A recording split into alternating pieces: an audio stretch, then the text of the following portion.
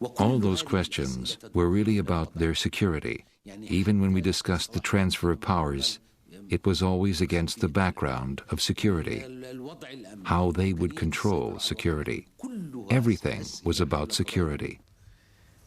And Abu Ala says, yes, as long as you don't make the whole West Bank a security zone.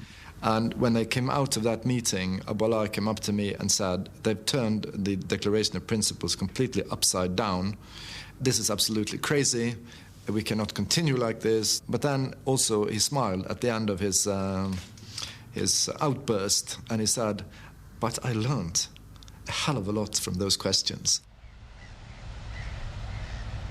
At the next session, the lawyer handed back to the Palestinians the Declaration of Principles, with all their verbal concessions spelled out in cold print. I told Singer straight out, you seem to have come with a mission. You are here to destroy the peace process. You're full of hostility to Palestinians. You're living in the past. You have a fear complex. You're still living in the ghetto. You can't make the break and see the way forward. His eyes were shining with anger. And I said, listen, everything that I added, I took from your answers to my question. These are your words. Look at your notes.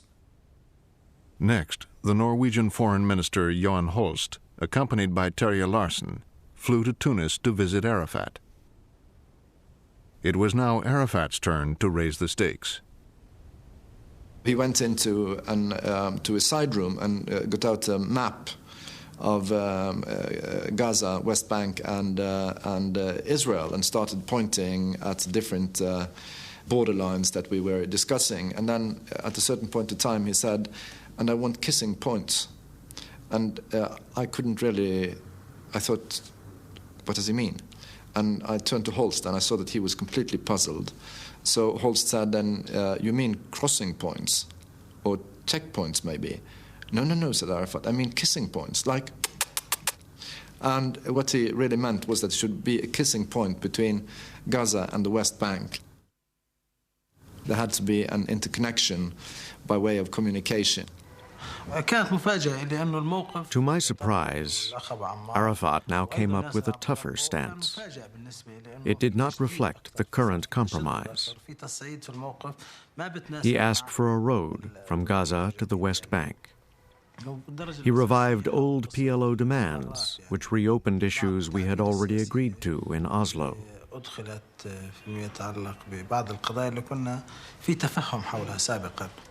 The Palestinian-controlled road between Gaza and the West Bank that Arafat was asking for would cut Israel in two. And now Arafat wanted not just Jericho, but the surrounding district as well. He also insisted that Jerusalem be put back on the agenda. Arafat always thought that if he was getting something, he might as well ask for more. I told Arafat at the end of the meeting, all right, I shall do as you ask, but I know these people. They won't accept it. If we proceed with this line, the Israelis will end the talks. But Arafat insisted on his stand. He said, these are my instructions. They can take it or leave it.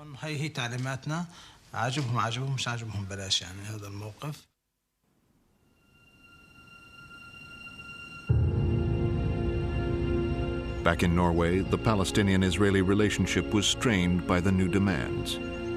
Abu Ala, the chief PLO negotiator, presented the new hard line. The Israelis were stunned. I said, gentlemen, you are pulling it all apart. All that you promised, all we negotiated. You know the ground rules we agreed to.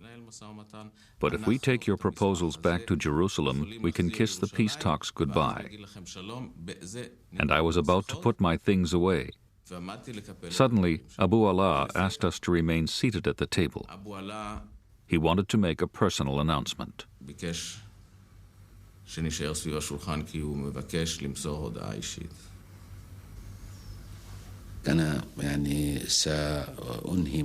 I informed them that I would be resigning.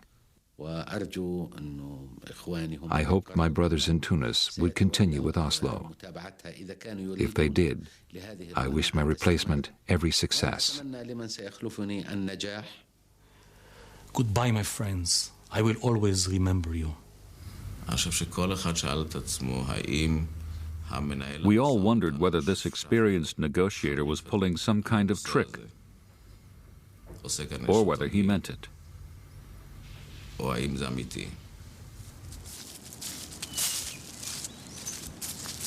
Abu Allah walked out into the surrounding woods. He'd hurt his foot, so I got a stick for him with a silver handle.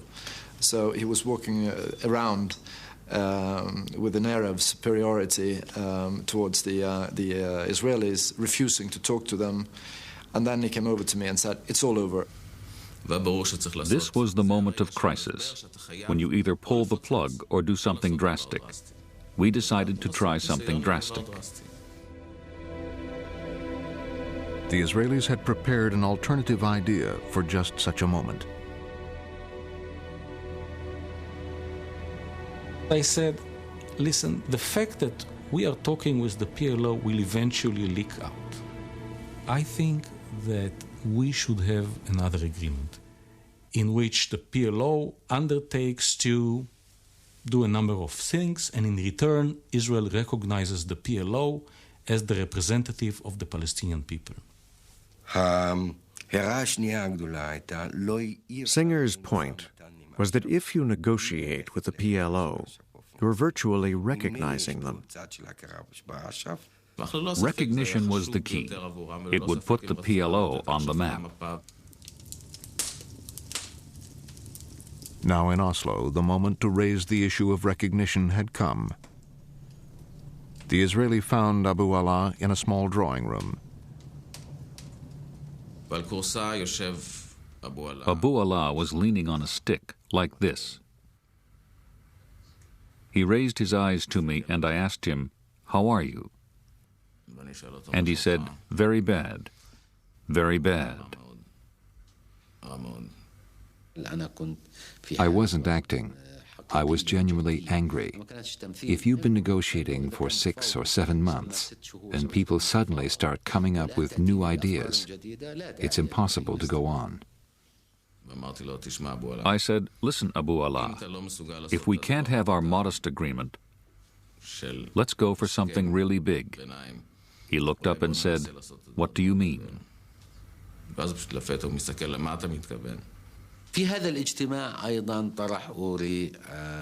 Uri raised the idea of mutual recognition between the PLO and the Israeli government. He dictated some conditions.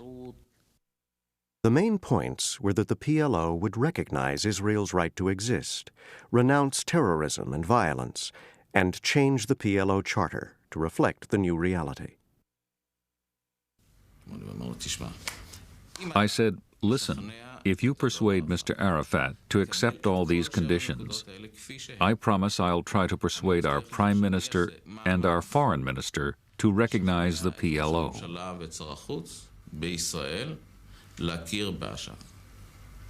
And then these two gentlemen, Uri Savir and Abu Allah, came suddenly bursting out of the room, laughing and joking, and they had solved a basic problem.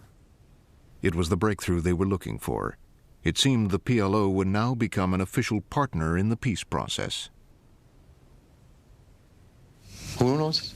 If they will elect me, I will be the president again of this Palestinian state. If not, I would like to return back to work as a civil engineer.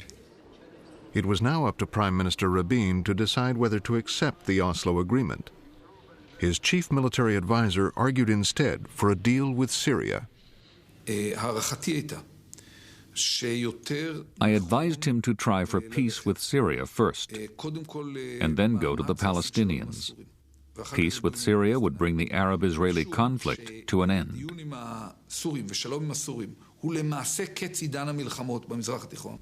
If Syria could be persuaded to sign a peace treaty, its client state Lebanon would follow, and the Palestinians and Jordan would have little choice but to fall in line.